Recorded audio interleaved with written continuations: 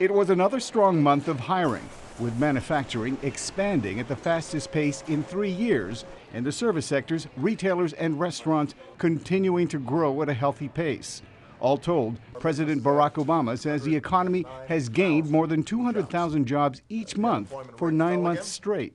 Our private sector has now added 10.6 million new jobs over the last 56 months, and this is the strongest job growth that we have seen since the 1990s. But the numbers mask a persistent problem for many Americans: underemployment.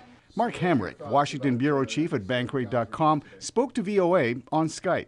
In this report, we see that there were 9 million people unemployed. Another 7 million people were working part-time who'd like to have full-time work. So that tells us that combined, the number of unemployed and underemployed is still 16 million. That's a lot of people. How are you doing? Despite recent gains, Hamrick says persistent underemployment and stagnant wage growth may account for the voter dissatisfaction on Tuesday that gave the Republican Party majority control of both houses of Congress. So when Americans are not making progress on their incomes, when they're seeing wage increases that are barely remaining above the pace of inflation, they feel like their economic well-being is not on the rise, and they worry about the way the future may present itself.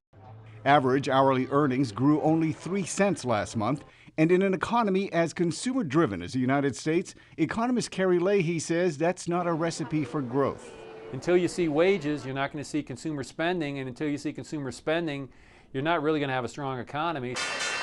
Despite the string of positive economic news, analysts say there was little in the report to get Wall Street excited, even less reason for the U.S. Central Bank to raise interest rates anytime soon.